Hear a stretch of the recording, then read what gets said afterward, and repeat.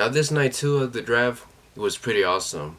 What's up guys, how you guys doing today? I hope you all are doing really great. So today I'm going to tell you the picks for night 2 of the WWE Draft. Okay guys, here we go. There's only 2 drafts that they announced before Raw started.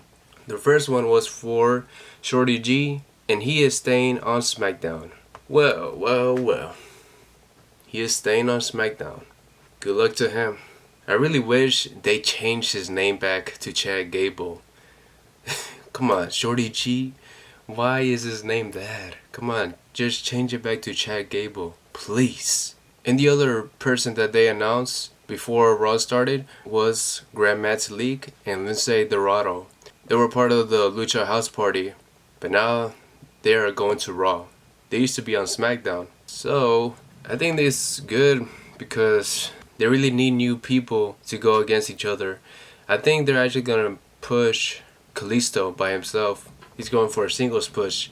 So far, lately, that group has been doing pretty well for themselves. Because like last year, they really weren't getting the push. And now this year, they're doing pretty good. Especially when they face-to-face Cesaro and Shinsuke Nakamura. Even though they lost, but they had great matches. I believe they can do pretty well as well too once they go to Raw. And now let's go to round 1, the actual WWE Draft once Raw started. The number 1 pick was The Fiend. No surprise there. I knew that The Fiend was going to be the first pick. And he is going to Raw, guys. Nice. I always imagine The Fiend like a Raw character. I don't really see him on SmackDown at all. Even though he's like a really big superstar, I believe Raw is his home. It's like putting Kane on Raw and The Undertaker on SmackDown. I see The Fiend as Kane, and now he's going to be on Raw. You know, I wish that Roman Reigns and The Fiend fight each other one day. That would be really cool. But like as of now, I think his main opponent is going to be Drew McIntyre. Or maybe not. Maybe they're not going to put him to the title picture just yet. But it'll be awesome though if Drew McIntyre faces The Fiend. The second pick for round 1, it was Bayley, and she's staying on SmackDown. I don't really see her moving to Raw. She's like the face of the women's division right now, and like she's doing a really good job, especially when she turned into a heel last year. It's crazy. It's already been a year since she turned a heel. She's doing a pretty good job. A lot of people might disagree with me, but she's pretty good though. The third pick was Randy Orton. He is staying on Raw. As of now, he is feuding with Drew McIntyre still. I think they're going on their 3rd match already, or 4th. I'm not really sure, but they already had a lot of matches, but they're pretty good though. That last ambulance match, I liked it. And plus, they ended the show with them fighting each other, and they had to get a lot of referees to stop them from fighting. So yeah, I would like this feud to continue. Now this one, the next one, is the Street Profits. They are going to SmackDown. Nice. Now that's awesome. That's awesome for them. They actually did switch the titles between the New Day and the Street Profits. They showed on TV that they just switched champions. The Street Profits, they got the blue titles, and the New Day got the red ones.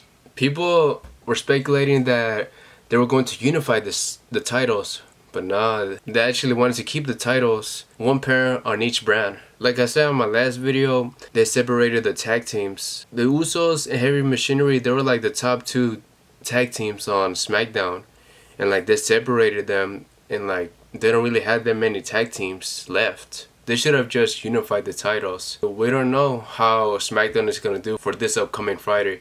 Maybe they'll add more tag teams, but we'll see guys. And the last pick for round 1, it was Charlotte Flair. I thought she was on SmackDown. Was she? Was she on SmackDown? But now she is going to Raw. To be honest, we haven't really seen her for a while, and it's a good pick for them, but we don't know when she's going to come back. That's a pretty good pick for Raw.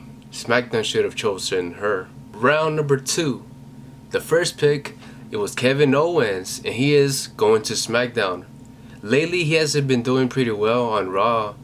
Like, his storyline with Aleister Black, it could be way better. But it's just that they just they don't have the proper storyline, and like his promos are good. He's like one of my favorite wrestlers in the business right now. But like I just wish the storyline they have with Aleister Black goes up a level. It has a lot of potential.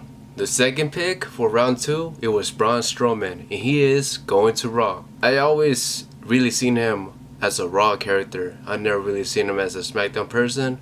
But like he's a big guy, and he's going to have a fight with Keith Lee. Now that's a pay-per-view match that I really want to see. These guys going out, all out, having a no DQ match or a steel cage match. Now that would be a really good one that I would really like to see. And plus he has that storyline with Alexa Bliss and The Fiend, so maybe they're going to continue that to Raw. And the next pick, it was Daniel Bryan. He is staying on SmackDown. We hadn't really seen him for a couple of months lately, and like I always really liked Daniel Bryan. He's a really good wrestler, but like we haven't really seen him as much lately. Remember the time I told you that he wanted Drew Gulak to be pushed as a top superstar? But like, hopefully they don't mess him up on SmackDown. I don't think so though. He has a big fan base. And that yes movement, yes. Yeah, he's gonna do well, no matter which brand he is in. And now the next one. Now this one was surprising. Matt Riddle, he is going to Raw. Raw, guys. I mean, I guess he can do pretty well on Raw. He wasn't doing good nor bad on SmackDown. But like I heard that he was having issues with Seth Rollins. That might have been the reason why they moved him. If you do not know about that story, I think you should just search it up. But yeah, Matt Riddle, I only watched at least like 1 or 2 episodes of NXT, and Matt Riddle was one of the guys that actually caught my attention. So no matter which brand he's in, he's gonna do pretty well. And plus he has a lot of wrestlers to fight him. He has The Fiend, he has Andrade. Let's see how he does. And now the next pick, Jeff Hardy. He is going to Raw. Now that oh wow. It's really surprising. I always seen Jeff Hardy as a SmackDown person. I mean, when I was younger, I used to always see him on SmackDown. Him with his brother Matt Hardy. It's gonna be weird seeing him on Raw, but he's definitely going to have a match with The Fiend. Now that would be a match I really want to see though.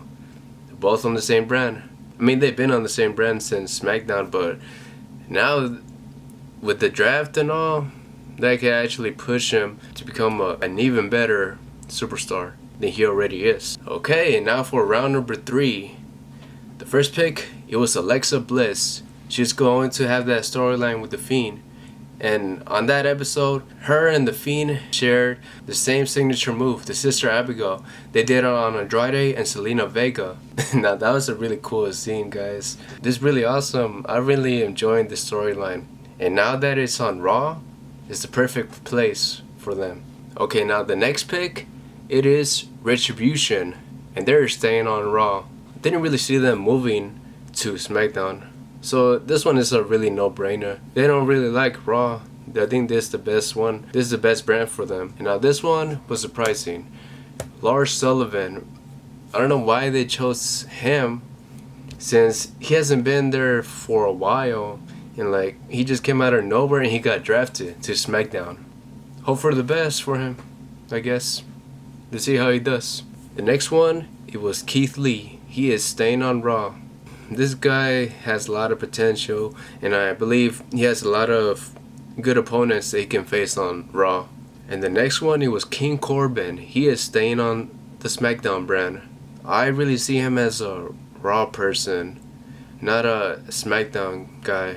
Usually his fights and promos, they're really kind of not that great, but not that bad either. They supposedly say that he's like the best wrestler to fight. He's the most safest wrestler to fight with anybody. So maybe he is going to have an Intercontinental Champion run against Sami Zayn. Now that'd be a really good feud to see. Okay, for round number 4, guys. The first pick, it was Elias. We haven't seen this guy for like almost like 6 months at least, so I don't know. It's been a while. We haven't seen him, but he got drafted to Raw. I didn't quite pay attention on the last storyline, but he was having a feud with Jeff Hardy, I think. And like supposedly he attacked him on the show. And I think that's the next feud that he's going to have with him. Jeff Hardy against Elias. I see it becoming a good match. Now this one is a no-brainer. Sami Zayn, he is staying on the SmackDown brand. I didn't really see him going to Raw. He has a lot of opponents that he can face on SmackDown. Like I said before, he could face-to-face King Corbin. The next pick was Lacey Evans, and she is going to Raw. Now, I do really see her at becoming a great superstar, but like switching brands for her, I think I see her more as a SmackDown person, not a Raw person. And plus, like, for SmackDown, they didn't really drafted that many women there. Really, most of the women, they went to Raw, and like for SmackDown, they don't have that many. The next pick, Shinsuke Nakamura and Cesaro, they are staying on SmackDown. Now I see them feuding with the Street Profits, with the champions. Now that's gonna be a match that I will really like to see though. Hopefully the storyline is good, but the matches could be awesome as well. But it just depends on the storyline that they have. Maybe I'll get more invested on it if the story is pretty good though. And the next pick, it was Sheamus. He is going to Raw. Remember when I told you that he was feuding a lot with Shorty G, Chad Gable? Well, now that he's moving to Raw, he has a ton of opponents that he can face to face. I think he's like one of the best wrestlers, like say like the top 10 wrestlers right now. He has pretty good feuds, to be honest. And now for round number 5, guys. For this one, we got Dolph Ziggler and Robert Roode. They got drafted to SmackDown. Weren't they already on SmackDown? But they were drafted to Raw for just a few months, but then they went back to SmackDown. Okay, I think they'll do fine. The next pick, it was Nikki Cross, and she is going to Raw. Maybe she's going to interfere with Alexa Bliss on Raw, maybe. But I think for her, I think she should go back to her crazy character that she debuted with in 2019. Now that was like the best Nikki Cross. I think she's better off being a heel. But like as of now, she's going to be a baby face. Now the next pick, it was R-Truth. He is staying on Raw.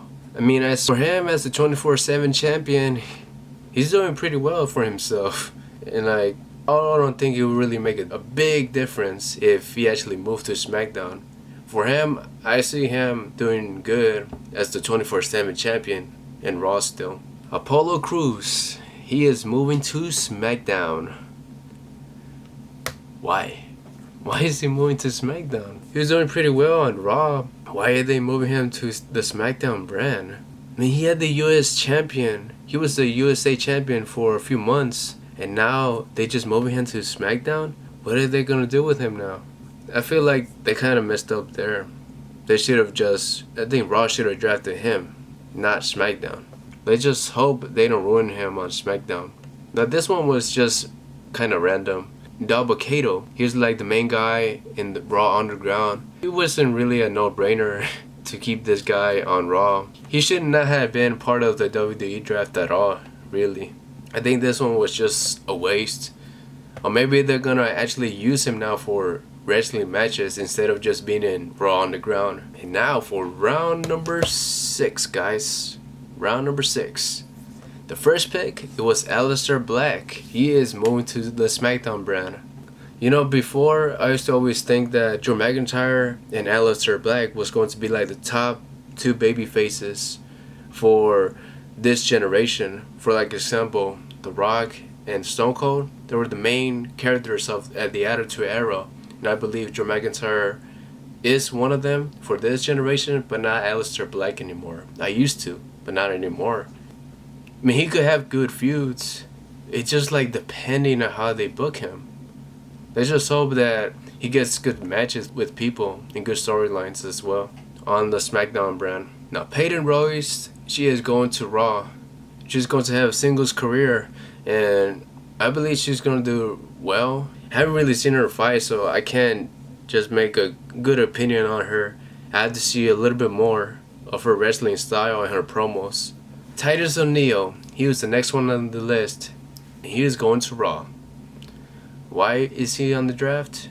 They didn't really use him at all. Why is he even on the draft? He was the first pick on this round, actually. So why did they choose him if they're not really using him?